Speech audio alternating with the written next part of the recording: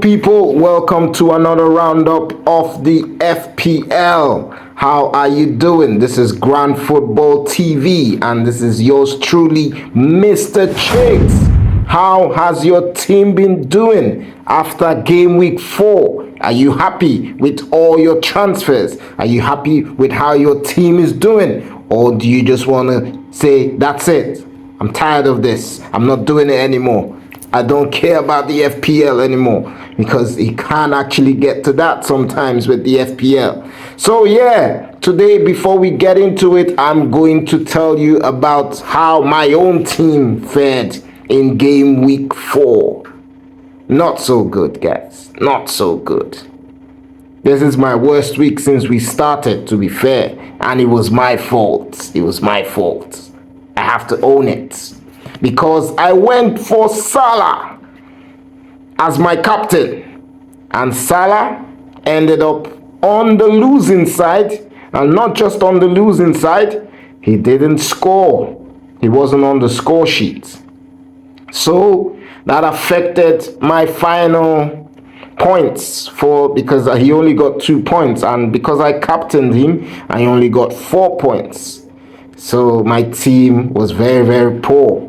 I only got 48 points, which is my worst since we started after 4 weeks. This is my worst point tally since we started. How did you do? How did your team do? Did you make the same mistake as myself? Or did you even go for Isaac, who got injured, I think, and was taken off after 45 minutes? So a lot of people would have probably gone for Isaac and it didn't perform. So yeah, not so good.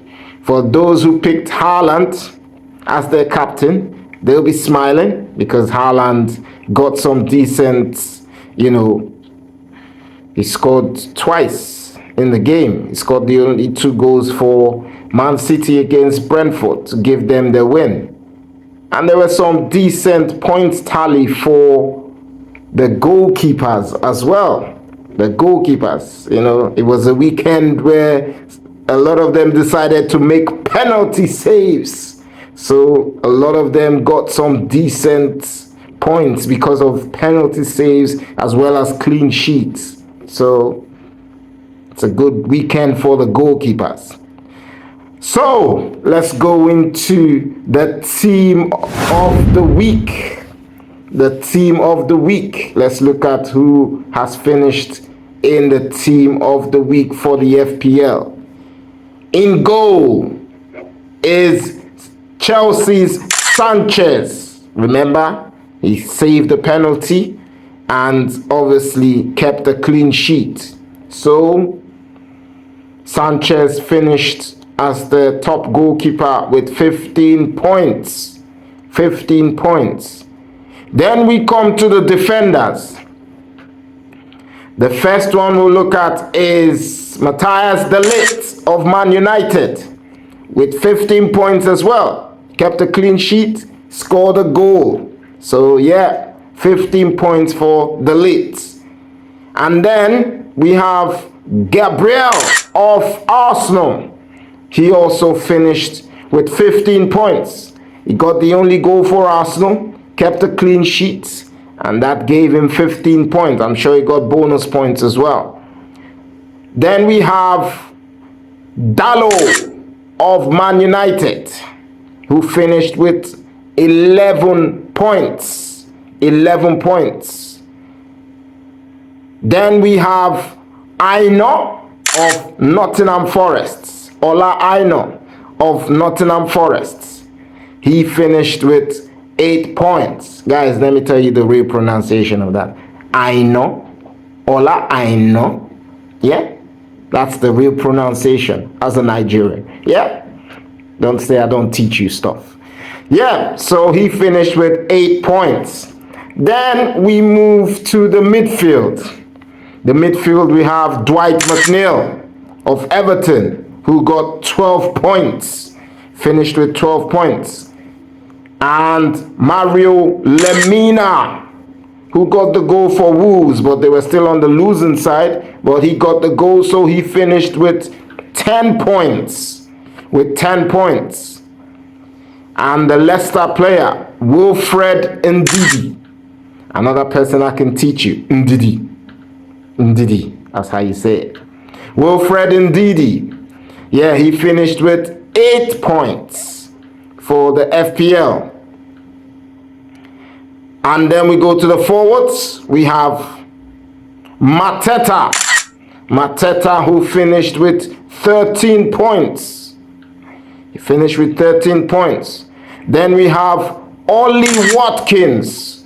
Ollie Watkins also finished with 13 points. And we have Erling Haaland. Erling Haaland also finished with 13 points. So there's something similar with all the forward line this week. They all got a brace. That's why they've got 13 points, all three of them. They got a brace in the games. Did you have any of these guys in your FPL? And what are your plans for game week 5? Are you taking out the likes of Isak, who we know, has picked up an injury? And then the likes of Watkins, are you bringing them into your team? Because I've seen a lot of people are going for Watkins this week. Are you going to, risk it and say, no, I'll take Duran instead?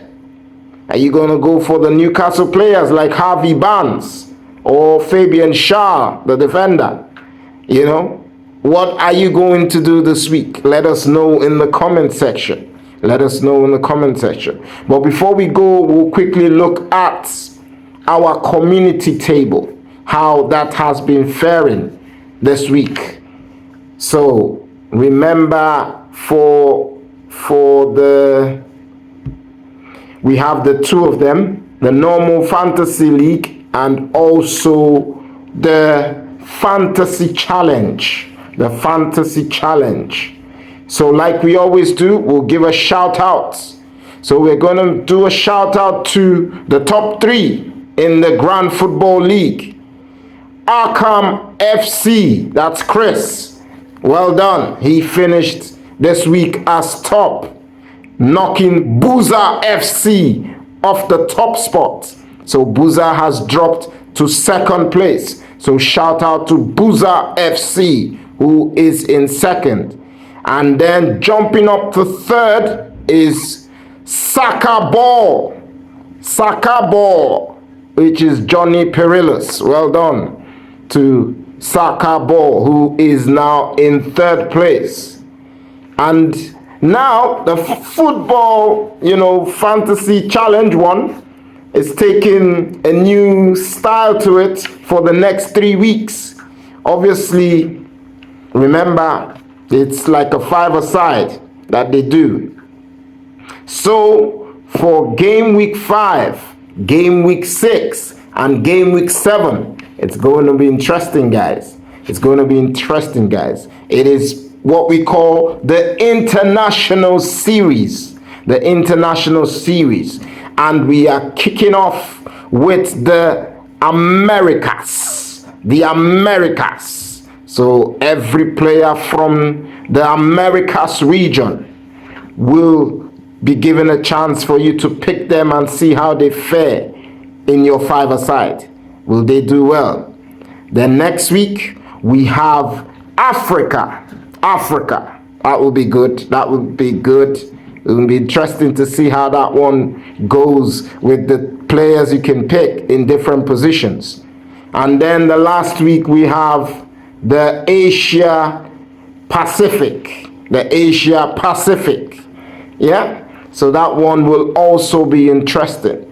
So let us know who you're going to pick for this week, which is the Americas one. There are a few players you can pick from. Even from the picture you can see the likes of João Pedro, the likes of Luis Diaz, the likes of Emi Martinez in goal, so there are quite a few players that can make up your 5-a-side. But remember, it's who can give you the points that can take you high up. That's what we need to see. So yeah, it'll be interesting to see how that one works. So let's quickly look at the league.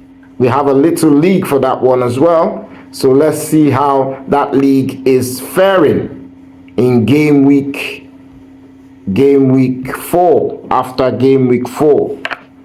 So game week 4,